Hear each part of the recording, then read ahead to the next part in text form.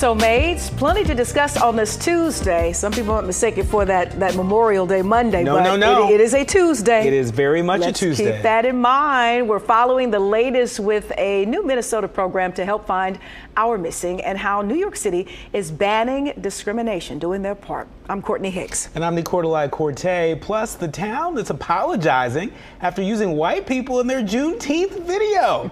And a touching message from a mother to her daughter. They're the stories that impact our people. We're going to bring you our news, our views, and our voice. So let's get into our top conversation today. The family of Jordan Neely is taking legal action against the military veteran who held him in a fatal chokehold.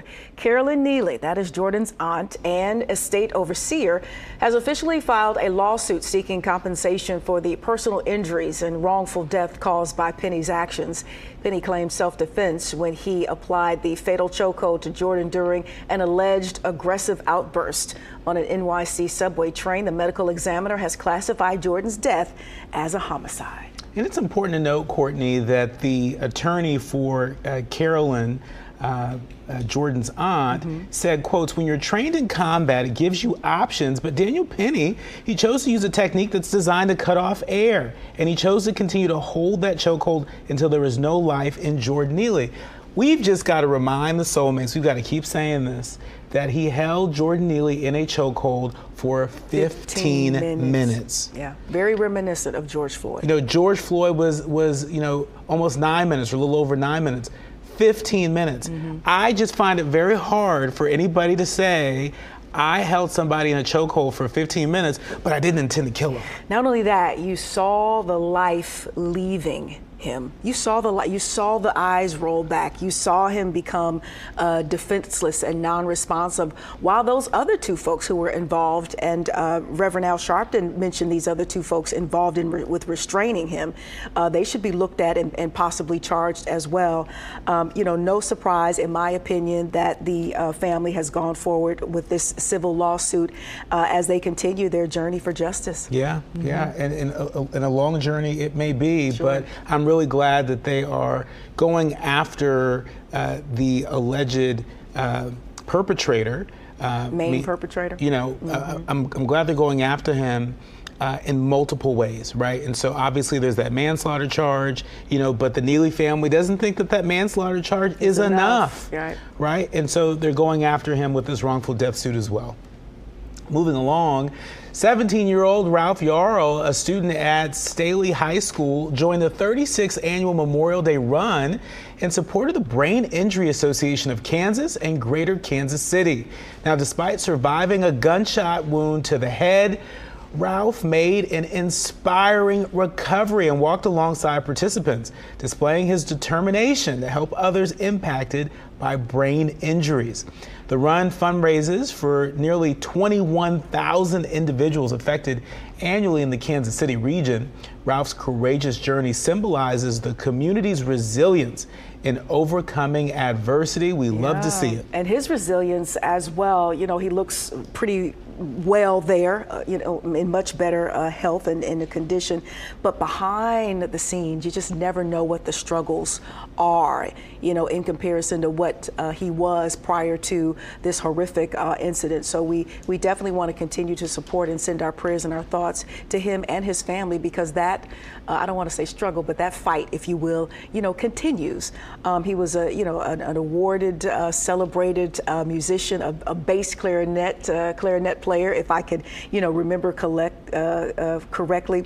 His family called him a musical genius, and so you never know how this injury may have affected his play. So lots of fallout, if you will, that continues for this family, even as this headline kind of fades away, if you will. Yeah, but it's also important to remind folks of the collective trauma that folks experience. And so Ralph Yarl obviously is on a long healing path, and so is his family. But to see the community come together, so often we report on stories here where the communities are divided, and there are folks out there, forces out there that seek to sow division in communities like the one in Kansas City. And so to see them come together and unite around Yarl, to unite around folks who have experienced traumatic brain injuries, that is an example of what's still possible in America. Yeah, indeed. All right, moving along here, the Congressional Black Caucus, better known as the CBC, is gearing up for a summer of action to educate and mobilize Black voters ahead of the 2024 elections. Named Democracy for the People, the initiative will start in South Carolina and expand to 10 cities, including Charleston. The CBC aims to protect voting rights, preserve Black history, and combat anti-Black rhetoric. Working with various organizations, the campaign will provide voter education, registration, and community mobilization training. The kickoff event in Charleston marks the beginning of this impactful effort, culminating in Washington, D.C. for the 60th anniversary of the March on Washington. And speaking of Washington, D.C., Senator Dianne Feinstein reportedly experienced confusion when Vice President Harris presided over a Senate vote last year, revealing her struggles with memory. A recent report highlights the difficulties faced by the 89-year-old senator as she continues her work, relying more on her staff due to previous health issues. Feinstein's memory issues have been a concern for over a year, with her recent return to work showing her reliance on support. Despite calls for resignation during her absence, momentum has slowed on the issue. I think you have to be very, very careful, there are things that I can't remember just from the holiday weekend. And I don't mean to say that lightly, but, this is very, very touchy, to assume that maybe she's not capable, to assume how valid or maybe invalid the claims, of memory or memory loss are. A lot of this is just coming out. So is it propelled by the folks who want to see her out, who want to see her retire? You got to be really careful, especially now for our, senior generation, who some have to maintain some type of work, to earn a check because, their past careers, don't support them as well in their golden years, if you will. So, it brings up so much conversation as far as elderly discrimination and who's fit to do what at what point.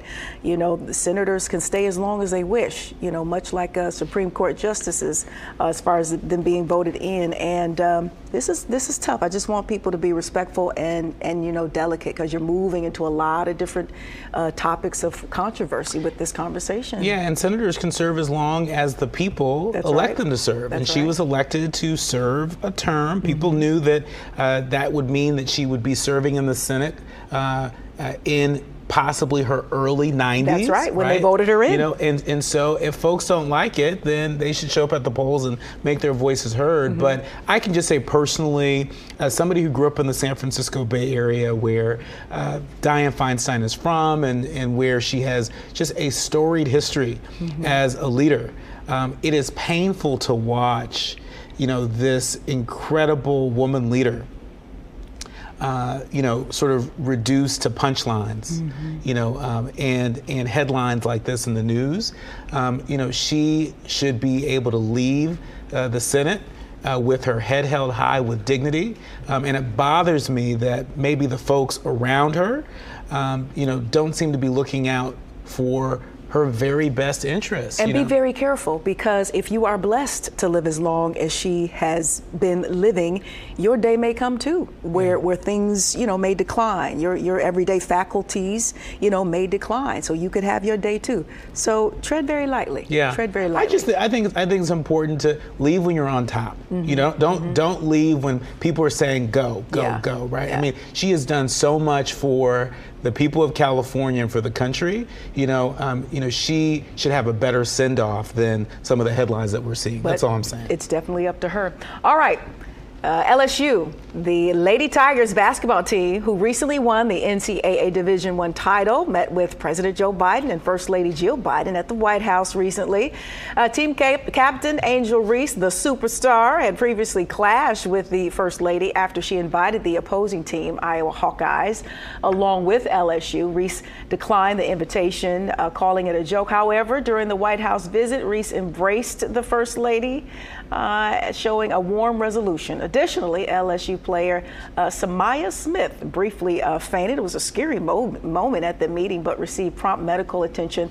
And the coach, Kim Mulkey, confirmed she was just fine. You actually saw her getting a little woozy. Her eyes were rolling back, and I think she even mouthed, I'm about to faint. So luckily, of course, all hands on deck, Yeah. and she's just fine. Listen, if you're gonna faint anywhere, faint at the White House, right? You're gonna get all the best care you can get. But it's really great to see, that she and the First Lady have sort of made up and moved on, and they're celebrating the entire team, along with the president. It's good to see them turn the page on that, because it was turning into a thing. And listen, Angel Reese is turning over the Benjamins, honey. I think she's moved on past that little bit of, I don't even call it a controversy. She said how she felt, and a lot of people sided with her. The losing team does not get invited to the White House. So let's keep that real. But she is definitely doing her thing, and will continue to do just that. Very proud of her, and for all of her teammates. Yeah. Great win. Well, something that folks may not be so proud of, the president of Uganda has signed a new anti-homosexuality bill into law legalizing the death penalty in certain cases. The legislation underwent revisions after initially criminalizing folks for merely identifying as LGBTQ. The law now focuses on aggravated homosexuality, including cases involving HIV-positive individuals, minors, and vulnerable groups. Convictions for, quote, attempted aggravated homosexuality can result in up to 14 years of imprisonment. Uganda's LGBTQ community expresses concerns over increasing discrimination and violence, fearing for their personal liberty and safety under the new law. So, while we're fighting over what should be in Target stores or not, this fight over in Africa, it's all a fight, and it's all a struggle, it's all a push, but it is beyond, I feel, what we are dealing with here in the United States as far as, gay rights. I'm gonna yield the floor to you, because I know you might have a bit to say about. Well, I mean, I couldn't agree with you more. This underscores why the fight for LGBTQ rights is the fight for human rights, and why it's a global movement. What's happening in Target stores, to your point, here in the United States, can happen also abroad. What's happening abroad, where you have a government that is essentially criminalizing folks for being LGBTQ, discriminating against them because of their sexual orientation, their gender identity. If that can happen in Uganda, that can happen in the United States, right? And so this is just another reminder of the high stakes. When we get out there and vote for leaders that dehumanize members of our families, members of our communities, our neighbors, right? That doesn't just go away somewhere, And I would argue that it also enables, bad actors and leaders that don't mean well of our family members and our neighbors. It enables them and empowers them to pass laws like this. And so, I hope our brothers and sisters in Uganda know that we are thinking of them, and I hope we recommit ourselves to doing our part here in the States and abroad to address it. Well said. Let's stay in the motherland and go to Nigeria, as Bola Tinubu became Nigeria's president on Monday, taking office during a period of significant challenges for that particular country. Thousands attended the swearing-in ceremony, where he aims to deliver democratic dividends, address security crisis, and unite a divided nation. However, his presidency faces skepticism and hurdles, including insecurity, fiscal crisis, poverty, and public discontent. Tinubu's manifesto focuses on creating jobs, boosting local production, and improving national security. This is a big deal, a very big deal, because this isn't just the leader of some small little country out there. This is Nigeria. He succeeds the previous president, and he will lead the country that by 2050, y'all, is forecast to become the third most populous nation in the world, tied with the United States after India and China, right? And so this isn't somebody that's just sort of inheriting this sort of small country. This is a big deal. And the fact that there are a lot of people out there in Nigeria, that don't feel that he's like legitimately the president there, that he had a clean win, right? Yeah. That is going to make at least the early days of his administration a bit more difficult in terms of having to be the uniter in chief in Nigeria. Yeah. And think about the influence that Nigerians have, not just there, but around the world. I think there's something like over 3 million Nigerians here in the United States. Yeah, you gotta love Nollywood. I mean, you know, I mean, the arts and entertainment field, and yeah, that country continues to be in the forefront of, you know, how Africa is seen. You know, Nigeria country, bigger countries like that are on the map, that are moving ahead despite what, you know, people stereotypically still might think of Africa and its countries. Some of them folks live better than us here, soulmates here in the States, and it's really so interesting to tap into their success. You know, Nigeria has always been on the forefront, financially speaking, just being familiar with what some of their strong suits are over in that country. And so it's no surprise that people are a little concerned that, you know, if this leadership is qualified to lead them into, you know, whatever next level they're destined to, as far as those stats you mentioned. And you know, there are some people that are watching this that might say, well, why should we care? You know, Nigeria's success is our success. Our success is Nigeria's success. They're a part of the Black diaspora, you know, and we want them to do well. We want their economy to do well. We want them to be a secure nation, especially if they are on track to becoming one of the largest, most populous nations in the world.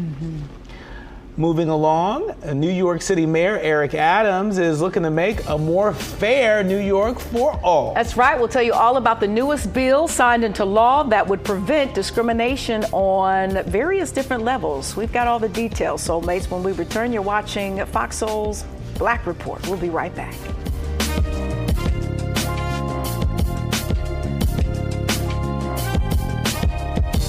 And we welcome you back to FOXSOUL's Black Report. Minnesota has established the nation's first office of missing and murdered African American women and girls. That's right. The office will investigate cold cases, reopen suspicious suicides or drug overdose cases, and support active cases. State Representative Ruth Richardson introduced the bill to address disparities as African American women and girls face higher rates of domestic violence and murder. Community-led search efforts have become necessary due to law enforcement's lack of assistance. The new office aims to provide resources, reduce targeting, and offer hope for justice. And hope indeed, Courtney. This is a model for the nation. You know, having an office that is focusing on Black women and girls. You know, we have had the founder of Black and Missing Foundation here on FOXSOUL's Black Report that, you know, has really underscored, you know, how Black women and girls are treated differently when it comes to missing persons cases,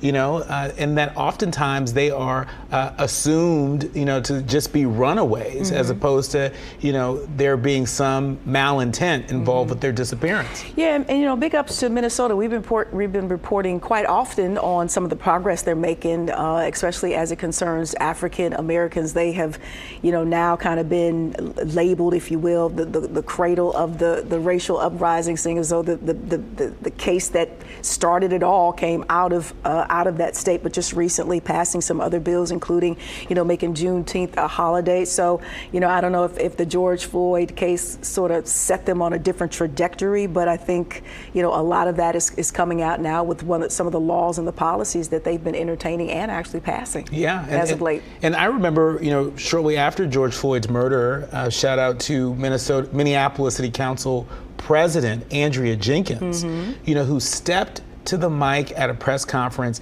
and declared racism as a public health crisis, right? And we saw after that there were a number of local leaders in different parts of the country, and I think even Senator Warren in the Senate, you know, sort of latched on to that, right? And so, you know, if this is a part of the outcome of making that sort of declaration, you know, and shifting monies around to address these persistent challenges, you know, then, you know, shout out to all the folks in Minnesota leading the way, and I hope it catches like wildfire across the country. Indeed.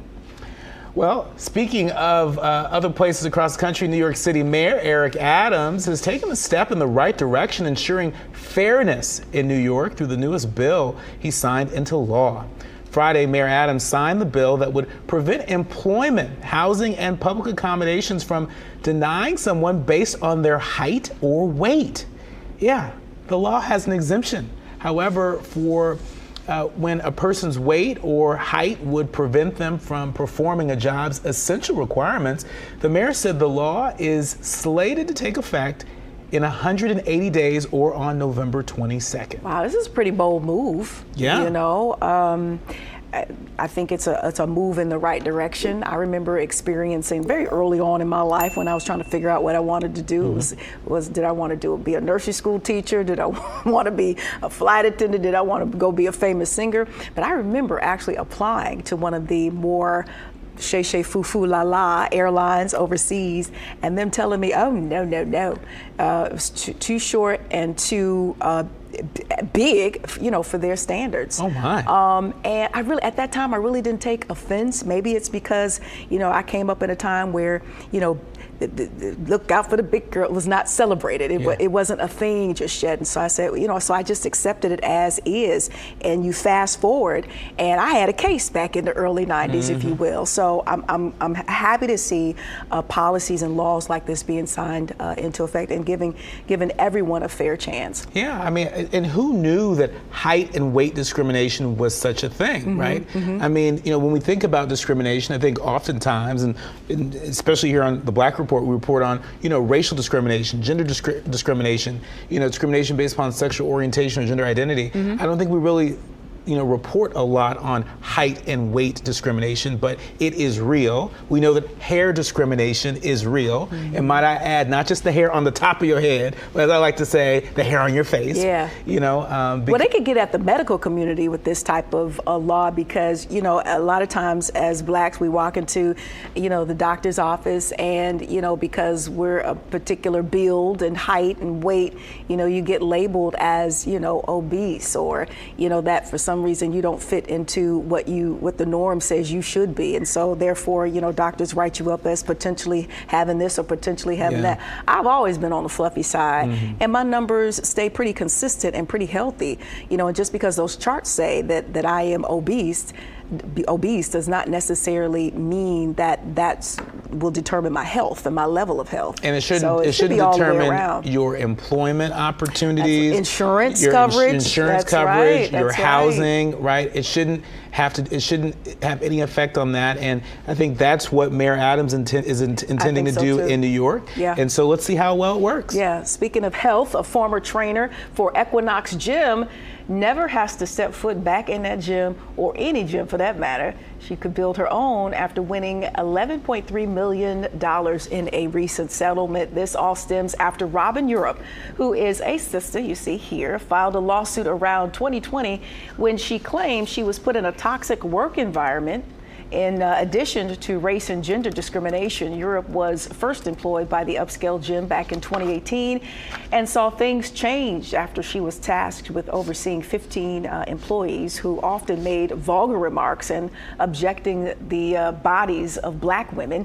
She will be awarded $10 million in punitive damages and a little over $1 million for compensatory damages, and $16,000 for that back pay. So she's getting all of it. She's getting all of it, and Equinox is mad about it, and she says, "Stay mad, Equinox." What was so interesting to me about this case, Courtney, is that Equinox, they hit back saying that her termination was instead the result of her being late a total of 47 times during her 11-month tenure. But data don't lie, and data from those employee swipe-ins proved that several other non-Black managers had a track record of showing up late to work as well. And so the sister said, she was being punished by selective enforcement of the attendance policy. And so, when I read that, I thought, okay, noted, right?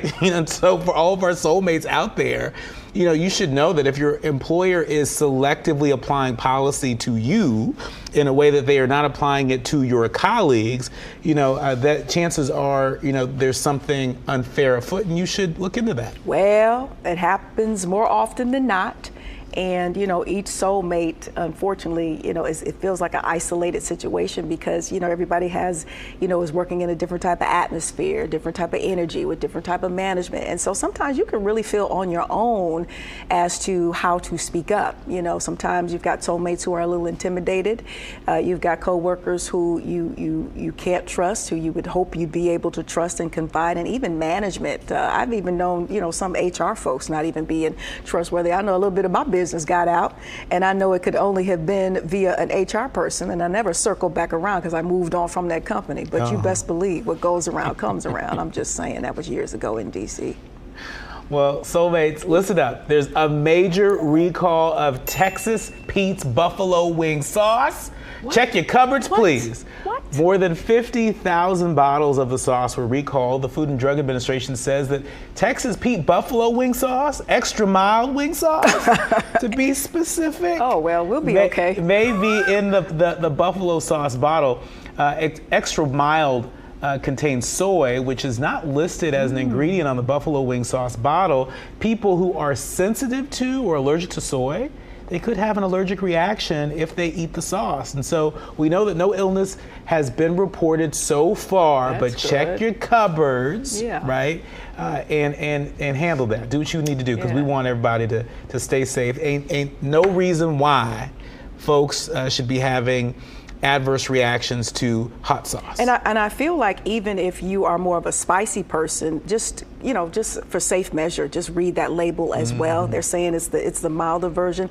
I use Texas Pete. It just has a little different thing, but my go-to is probably Crystals. Over Frank's, and then Obey has a hot sauce out that is flavored like Obey, and if you're doing like some seafood, you might want to check for that. Has it been out for a while? Yes, but it's hard to find because every time you put it out there, people grab it up. But there are a variety, while Texas Pete gets it together, there are a variety of hot sauces that the soulmates can partake in. It just depends on your palate and what you like. Yeah, Red Rooster sauce is also good. Have you had Red Rooster? No, but that's a restaurant is that the restaurant out of Harlem? No. Well, I think there is a restaurant in Harlem that's called Rooster something. Something like that. Right, but Red Rooster sauce, you can find it definitely on the West Coast. And for the folks that are watching in LA, you can't go to Roscoe's without having some Red Rooster sauce. I was going to say it sounds highbrow, but it's pretty popular, pretty regular. Oh, very much so. Okay.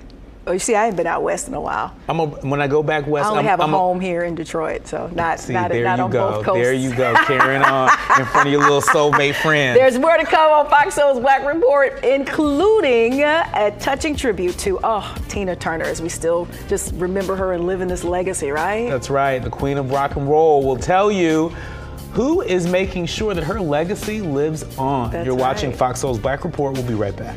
Two homes, West, East Coast.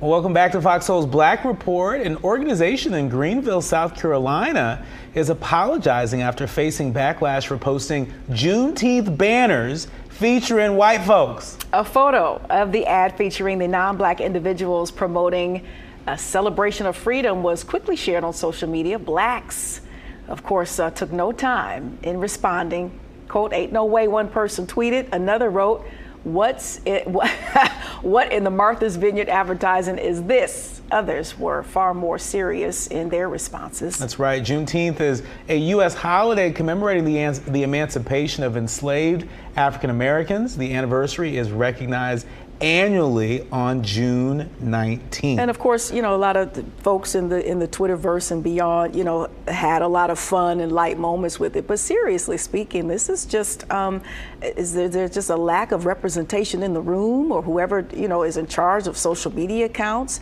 to think that, putting someone, on that ad that doesn't represent what the holiday is all about, that they would think that would be okay. I think it's tone deaf. It's silly. The folks that were behind it issued a statement, and they said, quotes, "While concerns, confusion, and conversations were brought to the team's attention, we wanted to ensure action was taken before we responded." So, concerns, what confusion? Well, that's the energy. I didn't understand, what is there to be confused by? If you just do a quick Google search, Juneteenth, I don't see why anybody would, run a campaign that featured white folks on a holiday like Juneteenth. Makes no sense. But that's the energy, when you talk about taking action, but that's the energy and the action that needs to be taken as you are developing or curating or creating these ads or whatever you're going to post. It's kind of like an afterthought now. Oh, we messed up. Let's put some time and some effort and some thought in it. Well, that has to come prior to you, putting this thing together. And when you have people in the room who are, reflect the holiday, then maybe this doesn't happen. And to your point, when you have folks that are immersed in the community, these sorts of mistakes don't happen. Right. And this is a cautionary tale, because we know Juneteenth is right around the corner, and we don't want anybody else to step in it. Right? And so pay attention to this story.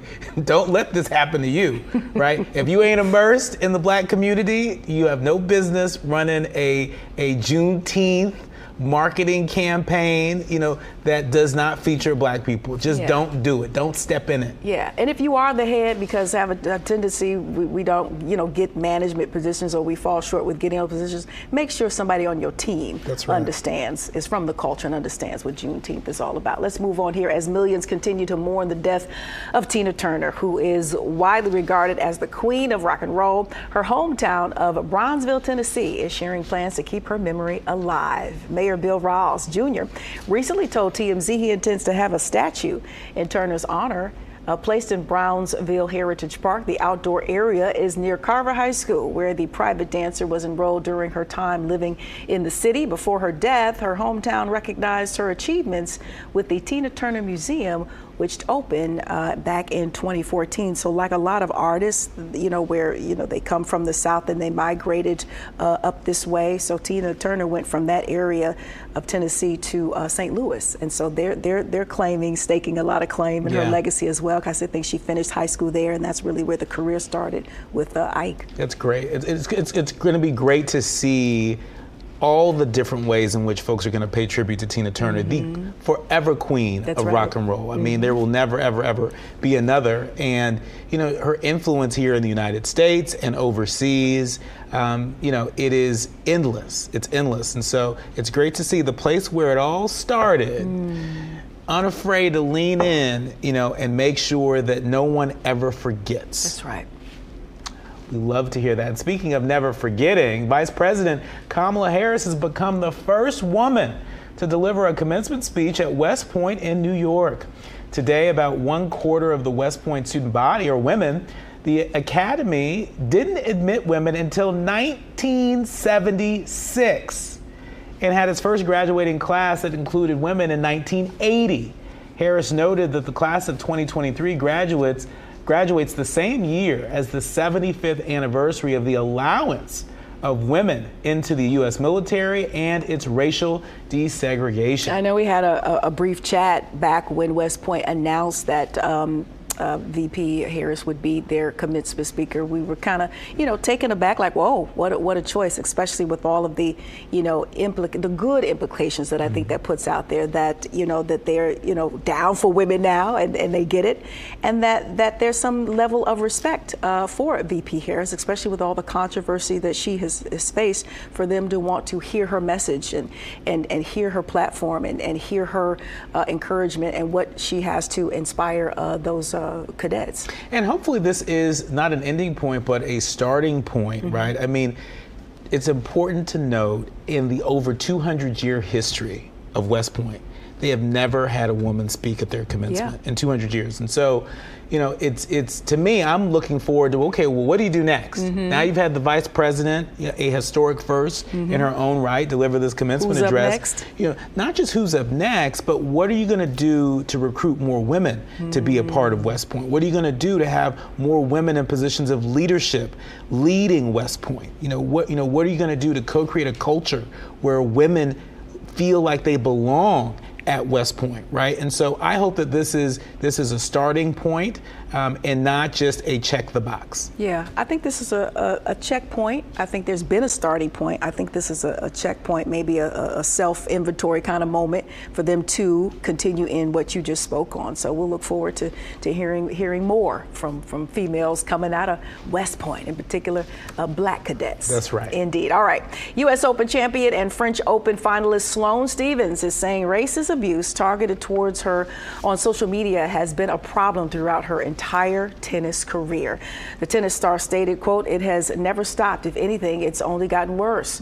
Stevens, who is black, told reporters her thoughts after winning the first round of the French Open against number 16 seed Karolina Pliskova on Monday. Stevens was asked how bad the abuse is, to which she replied, quote, "I mean, obviously, when there is FBI investigations going on with what people are saying to you online, it is very serious."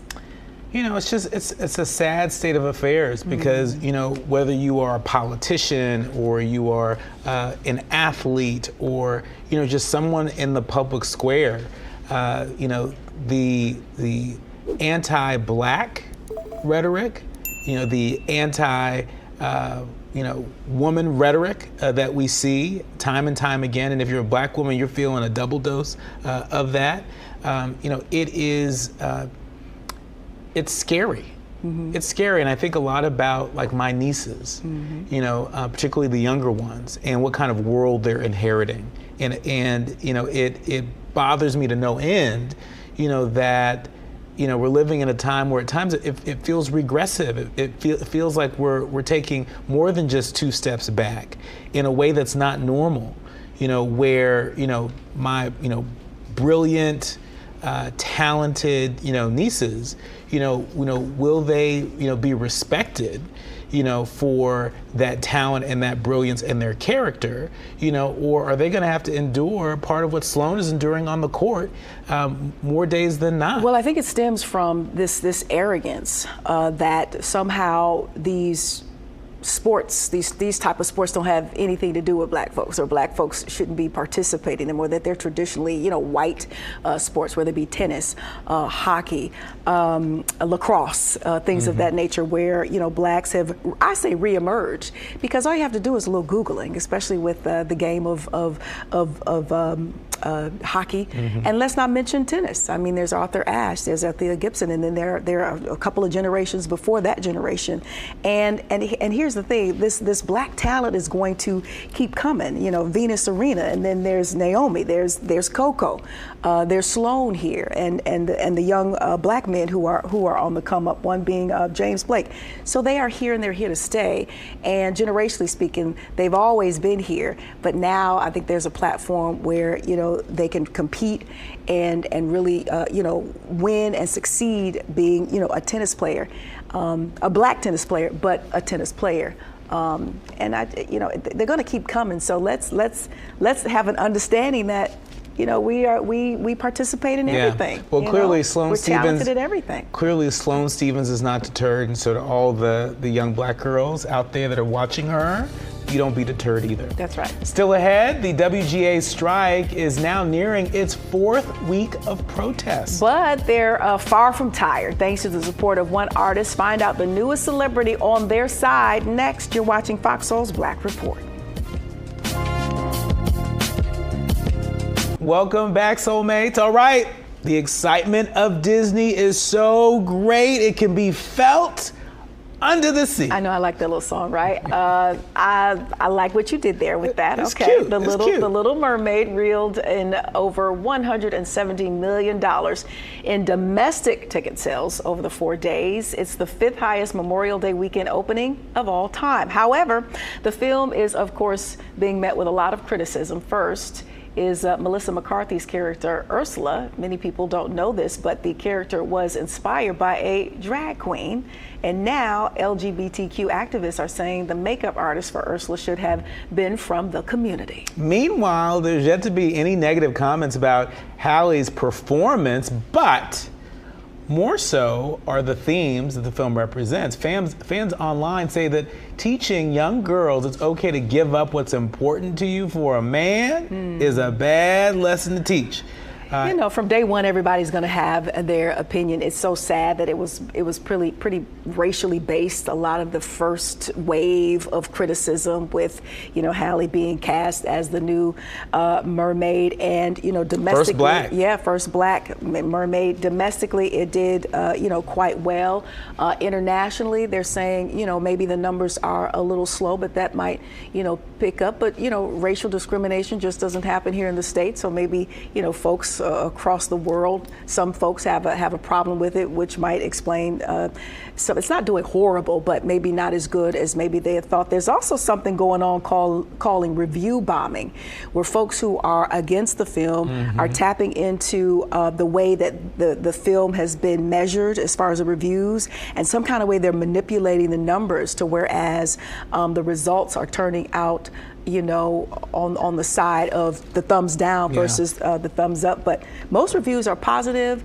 The movie's doing well. Full houses in theaters all weekend long. There was a little hiccup with some of the soulmates. I can't remember what city, but there was a little fight with the moms in the theater that went viral. That was a little unfortunate. But all in all, this is doing well, whether you're hating or not. Yeah, well, there was no fight in the theater that I was in.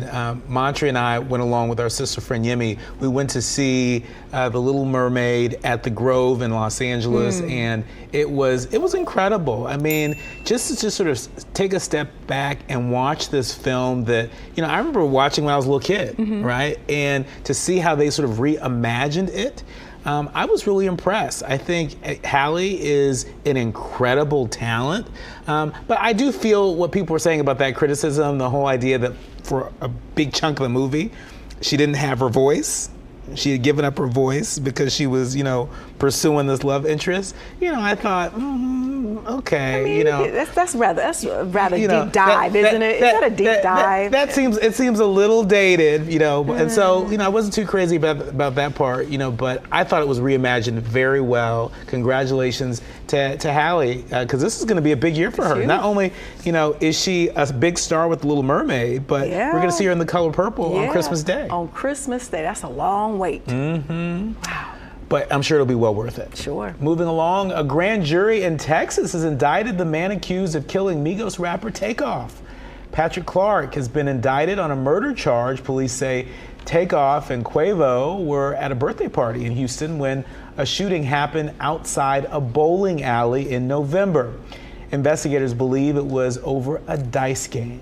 They say Takeoff was an innocent bystander. And, you know, just to add, just the heartbreak that it was just over a dice game, you know, and this man's life and career, you know, is over, and we just have to continue to, you know, live in his legacy. It's just so sad, cut short over the most asinine reasons when we're hearing about, you know, incidents such as this, card games, dice games, you know, food. Somebody took a piece of food. I mean, it is just unbelievable to me, to the point where this has become an epidemic, and especially for black folks, young black folks, they are it's like gun violence is like a #1 killer for young folks. The epidemic of gun violence, particular age. The epidemic of gun violence is real. Yeah. You know, and it's not right when law enforcement shoots first and asks questions later, and it's also not right when our own people, you know, shoot first and ask questions later.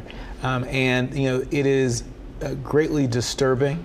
And it's not just the folks who lose their lives; it's their entire family, their entire community, their village, is changed forever. Yeah. And so our hearts continue to go out to Takeoff's family. Yeah, and I'm down, but I've always said this: we have to matter to ourselves before we can expect, you know, to matter to others. That's right. Amen. All right, moving on here. It seems as though the supporters of the writers' strike continues to grow. The newest being Lil Wayne. As the writers are going into their 4th week on strike, rapper Lil Wayne is showing his support in a major way. He arranged for a fat burger truck to provide lunch to all those on the picket lines. Now Wayne has not committed on the act of kindness, but several writers from the strike posted online thanks Lil Wayne for his support and generosity.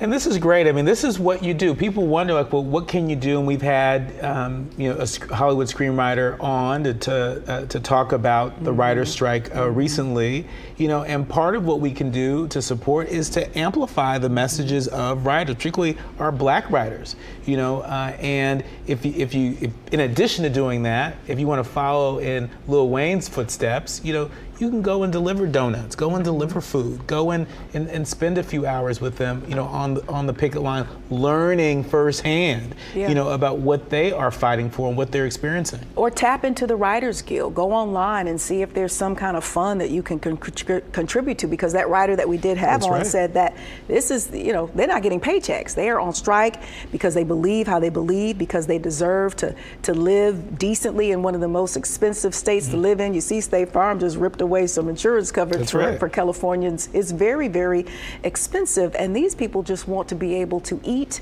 send their kids to decent schools, gas money, groceries. It's not like they're asking to become billionaires.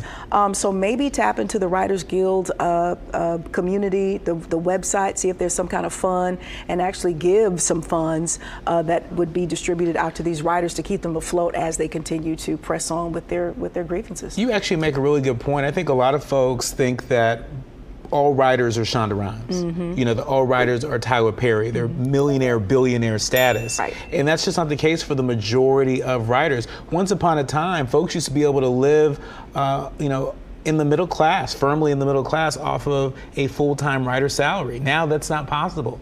We hear that a lot of writers have to, pull together, odd jobs here and there, absolutely, in order to make ends meet. And so all they're asking for is to participate more in the profits, which are in abundance, especially in the advent of streaming. And so, we're going to continue to follow this. But you're right, 4 weeks in, that's at least 2 paychecks that they haven't received. And so let's continue to support our writers. Moving along, 11-year-old Blue Ivy surprised thousands of fans, joining her mom on stage for the song My Power from the album The Lion King, The Gift. In these fan-recorded clips, Blue briefly dances next to her mother before joining the rest of the backup singers. At one point, Beyonce told the crowd, "Give it up for Blue." And fans immediately broke into applause and cheers. Beyonce took to her Instagram afterwards to post a message to Blue Ivy reading, quotes, "My beautiful firstborn, I'm so proud and thankful to be your mama.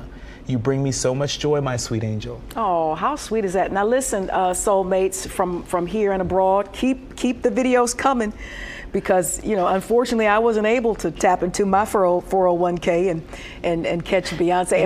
And by the time I decided to, everything was sold out. But somebody I know has tickets. Oh, now my name is somebody. Somebody I know has tickets to her birthday concert coming up in the West Coast. But it was great to see. And what really disturbed me, look, we're on social media as adults and we at one another, for whatever reason, whether it being just stupid and immature, but leave the babies out of it. Some of those negative comments about stiff and no rhythm. Well, you get up in front of 80,000 people and do your thing. First of all, it's not going to happen because Beyonce ain't your mama. Secondly, keep the babies out of the negative talk. I mean, really, let this girl live. Let this girl enjoy being a part of this living legacy, and just let the baby dance. That's right. Just let her dance. Ridiculous. And let's just enjoy the experience. I mean, one of the greatest entertainers of all time, at least one of the greatest living entertainers right now, just shared the stage with her firstborn, right? Who is the daughter of another great entertainer of all time, Jay-Z, right? So that was just a really special moment, and who knows what Blue Ivy is going to go on to do, whether she's going to, have a life and career on the stage or off the stage, or something completely different, but I just thought it was so sweet that this early in the Renaissance tour that Beyonce shared the stage with her daughter Blue. Well, for the latest stages of the Renaissance tour, will you go live and call me and go live? Sure. Because I didn't get a chance to purchase tickets. You didn't get a chance? Up front. You didn't get a chance to? Up front. Front row. Up next is the best part of the show, Black Excellence. That's right, and today we're talking about the rapper Future. That's right, find out what he's doing for kids that has everyone talking. You're watching Fox Soul's Black Report. We'll be right back. Through his Free Wishes Foundation, rapper and activist Future launched a STEAM lab in Atlanta for underprivileged youth. Yeah, the Mask Off rapper announced a collaboration between his foundation and 2K Foundations to inaugurate the I Am Dreamer lab located in a school near the rapper's hometown of Atlanta. Yeah, Future said it's important that all students receive access to STEAM education regardless of their background. The Free Wishes Foundation has evolved into a versatile non-profit organization that sponsors a wide range of programs, events, and services throughout Atlanta. Yep, Future and the Free Wishes Foundation brought joy to Atlanta, hosting the I Am a Dreamer holiday pop-up event back in December. So they've been doing this for a moment. They treated like 1,000 families to a shopping spree at Target. So this effort has been ongoing, and it's good to see that they continue with it. And big ups to Future as he continues to right whatever wrongs there may be and really tap into his legacy, you know? Yeah, and as an activist and rapper, entertainer. And to give back to the community that has also given him so much, right? You know, this is how it's supposed to work. You know, we are a call and response people, right? And, you know, when you give, when you learn, teach. And so it's great to see Future practicing those principles. And when you fall down and you've given the opportunity to get back up, you know, be of service. You know, pay it forward. That's right. And this kind of a foundation, this kind of effort, I think speaks to that. Do what you can from where you are with what you have. What else you got? We over here preaching. Yeah, what I got a way to keep up with us for the full rundown on today's stories and more. You can access FOXSOUL's video on demand on any of our partners. You can even access past shows and other Black-centered content. And don't forget to download the FOXSOUL app. It is absolutely free. And before your weekend wrapped up, you took some time to go to West Palm. Where were you? No, Palm Springs. Palm Springs. I don't know. You know, you crisscross this country. I'm just trying to, you know, keep up with you. From sea to shining sea. That's you. You know what? You stay on a plane. I was just here in little old Metro Detroit. You know, we still have our parents home. They've gone on to be with the ancestors, and so I had to set up the patio and get the flowers together and the wind chimes and rinse it down and put a little gloss on the cement patio, the bricks and stuff. That's what we did. Well, I'm just saying, you showed up to work today looking like spring. Thank you. Looking like spring. And I appreciate you with the touch of pink over there. Right, I had to support you. Yeah, it's 88 degrees in Detroit, and it's going to get up to 90 this week. And the Grand Prix, the Detroit Grand Prix. Let's keep it that way. Racing cars around the city. I'm Nicordelai Cortez. And I'm Courtney Hicks. Until next time, y'all, stay lifted and happy spring.